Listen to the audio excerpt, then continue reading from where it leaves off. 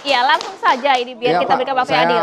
cuman artinya agak berbeda aja dengan apa yang terjadi di lapangan gitu. Artinya kalau memang ini bukan kelakuannya PSN, PIK yang di PSN kan gitu. Kenapa harus ada pengurugan?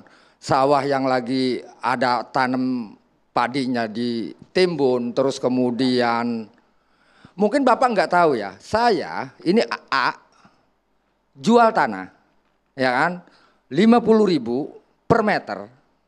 Yang kemudian di ACC, di cairnya 50.000 ya dikasihkan ke pemilik tanah itu 30.000. Dan ini yang melakukan kepala desa. Dan ada pun persoalan misalnya mana datanya segala macam. Ya maksudnya ini saya cerita tentang pengalaman saya yang saya temukan di bawah. Sebentar. Sungai diuruk. Itu juga kerjaan siapa? Kalau nggak ada yang ngaku, nanti swadaya lagi. Atau apa gitu kan. Nah terkait masalah kenapa saya sebut PIK gitu kan. Bahkan saya berani ngomong ini kelakuannya aguan. Dasarnya apa ya Pak ya? Loh, buktinya kita apa bukan Pak? tanya dasar di sini, ini bagian dari materi gugatan. Udah. Langsung ditanggapi boleh? Langsung Langsung ditanggapi. ditanggapi Udah boleh jadi ya? materi gugatan. Maksudnya gini, pemagan laut, pengurugan sungai, kemudian gusuran segala macam udah jadi materi gugatan. Kita jawab dulu boleh ya Pak Khalid ya? Karena Silakan. jenengan melebar, saya ini yang mengadvokasi masalah. Ini akhirnya bahas proyek PIK. Jadi begini Pak, PSN PIK dan proyek PIK itu dua hal yang berbeda. Ya kalau proyek PIK itu buat perumahan Pak. Kalau PSN PIK Pak, tanah ini masih kosong dan di situ di aturan tidak boleh bikin perumahan. Tapi buat wisata edukatif, wisata alam. Ya itu Pak. Nah sampean tadi kan tanya nih, ada orang dibayar, terus dipotong. Pak itu hoak, PIK itu begini Pak cara bayarnya. Karena kami mendampingi. PIK itu bayar kepada ahli warisnya.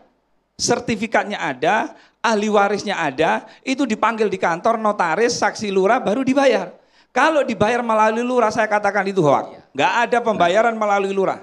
Itu final sudah.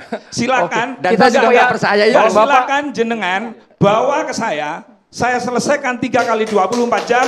Kalau ada yang tidak dibayar oleh PIK, asal suratnya ada, sertifikatnya ada, ahli warisnya ada. Datang ke saya. Kalau itu tawaran yang sudah nyebar di desa-desa, itu mah saya juga sering ditawarkan masalah itu. Lah iya, tapi Pak. masalahnya ini udah terjadi. Gitu kan, Pak jual beli tanah yang menjadi calo ya, adalah lurah. Kita tidak melebar. Kebanyakan lurah ini yang jadi ini calo ini. Pak Khalid, dari Gus Ombudsman. Rofi. Jenengan melebar gitu loh, makanya saya jawab itu. Kita kasih ke Ombudsman, kita kembali ke pagar laut Pak. Ya udah masalahnya kan pemikiran Bapak dengan apa yang saya lihat di lapangan itu berbeda jauh. Kalau begitu. Loh Kenapa makanya tidak Pak, kita berdasar?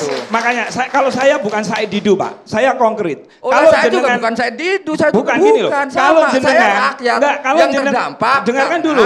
Saya Jenengan- melihat negara tidak pernah Bukan. hadir di hadapan saya. Bukan, Kita bergantian, jenengan- Pak Khalid. bukan Kedaulatan jenengan negara cukup, sekarang Gus Rofi. sedang Pak dikooptasi Khalid cukup. oleh perusahaan-perusahaan. Kita yang kembali ke sudah pagar menguasai laut. saat Pak ini. Fadli dari Ombudsman Kita Gus Rofi bergantian, cukup. mohon Pak Oli Jenengan cukup. ini pingin jawaban konkret, kan tadi kan saya jawab jenengan nih, katanya ada warga dipotong 20.000 Ya dari udah. harga 50.000. Serahkan Ombudsman. Nah itu Kita bawa tidak ke kembali saya ke sana ya, gitu Gus, loh. ya? Itu sudah Gus Rofi, melebar. mohon maaf, kita tidak Pak kembali ke sana. Fadli Gus. dari Ombudsman Mohon cukup. Ombudsman. Gus Rofi, Ombudsman, Pak Oli, Ombudsman. Ombudsman soal pagar Mohon maaf, laut. Kita Gus kembali Rofi. ke konteks tema kita malam hari ini. Pak Fadli, temuan Ombudsman seperti apa soal pagar laut ini? Oke, baiklah, terima kasih. Assalamualaikum warahmatullahi wabarakatuh. Jadi begini Bapak-Bapak ya, pada Ombudsman Provinsi Banten itu sudah melakukan kunjungan bersama pimpinan Ombudsman Pusat pada tanggal 5 Desember. Kami sudah menyusuri pagar laut itu dari awal sampai ke ujung. Dan itu kondisinya bukan cuma satu lapis, berlapis-lapis. Jadi kalau kita masuk, memang ada yang terbuka, kita masuk, nanti untuk begitunya termasuk terbuka lagi. Ini saya ambil di Google Map ya, jadi kalau maaf mungkin tidak kelihatan. Jadi kalau di Google Map itu kelihatan bahwa itu berkotak-kotak dan ada pintunya. Kita coba pakai aplikasi Google Map, kita tarik, kalau kita masuk dari sini sampai dia keluar dari pagar, itu dibandingkan tanpa ada pagar itu 2 kali lipatnya. 2 kali lipat. 2 kali lipat jaraknya. Itu silakan dicek di Google Map itu ada. Dan kami juga sudah masuk ke situ. Kami sudah menyusur itu semua, memang itu membutuhkan jarak yang lebih jauh. Artinya begini, pertama memang semua kita tahu bahwa laut tidak boleh dipagar. Itu yang pertama. Yang kedua aturannya jelas, bahwa untuk setiap pembangunan yang ada di laut itu semestinya ada izinnya. Yang ketiga, pada bulan Oktober di saat DKP melakukan kunjungan, pemeriksaan, gabungan bersama beberapa aparat hukum, dan itu beritanya ada di media, itu dinyatakan bahwa itu semestinya sudah dihentikan. Ya, panjang masih sekitar 10 km. Sekarang panjang ada sekitar 30 km, ada 3.800 nelayan yang terdampak di sana dan segala macamnya.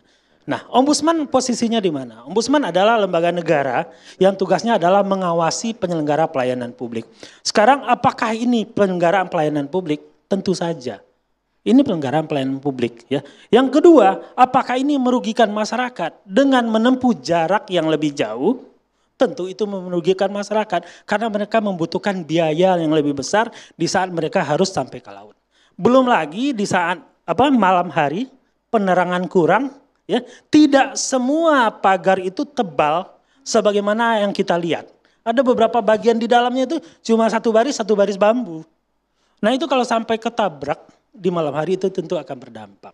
Di sisi inilah maka Ombudsman per 19 Desember kemarin sudah menyatakan kita melakukan investigasi. Dan proses investigasi masih berlangsung, sampai hari ini kami sudah memanggil beberapa pihak. Tentu hasilnya masih menunggu dalam proses, tapi kami melihat begini, bahwa sampai dengan saat ini kan ada sekian nelayan yang dirugikan. Meskipun menyatakan ada yang tidak. Tapi ada yang dirugikan. Lebih banyak yang mana Pak? Yang iya, kita yang tidak Pak? bicara banyak dan tidak, tapi realnya ada yang dirugikan. Yang dirugikan ini harus kita kembalikan hak-haknya. Untuk itu kita mendorong, meskipun ini masih dalam proses penyidikan segala macam, agar segera dibongkar saja. Ya, dibongkar saja. Dibongkar secepatnya, pertama itu akan semakin membuat ini jangan kemana-mana. Ini kan kita aja hari ini membahas di sini, pembahasannya sudah kemana-mana. Kita lihat di media sosial juga pembahasan kemana-mana. Karena apa? Karena pagarnya masih berdiri. Jadi kalau ini bisa secepatnya dibongkar. Nah tentu saja ini melibatkan banyak pihak dan segala macam. Nah Ombudsman ini dalam waktu dekat juga akan mengumpulkan semua pihak yang terkait untuk tindak lanjutnya ini akan seperti apa. Yang kedua, kalau ini sudah dibongkar, bagaimana kelanjutannya? Silakan semuanya bergerak. Aparat penegak hukum silakan bergerak. Ya, Ombudsman tentu akan tetap memastikan semuanya berjalan sebagaimana. KKP juga silakan memastikan. Karena pertanyaan-pertanyaan tadi untuk apa dan segala macam tentu harus kita jawab. Ya. Tapi yang jelas ini berdampak kepada nelayan. Masalah berapa yang dirugikan, itu kan bisa kita diskusikan. Tapi apakah ada yang diuntungkan? Ya itu silakan dibicarakan juga karena memang ada, ke kami juga masuk nih, ada yang menyatakan bahwa itu tempat kerang hijau.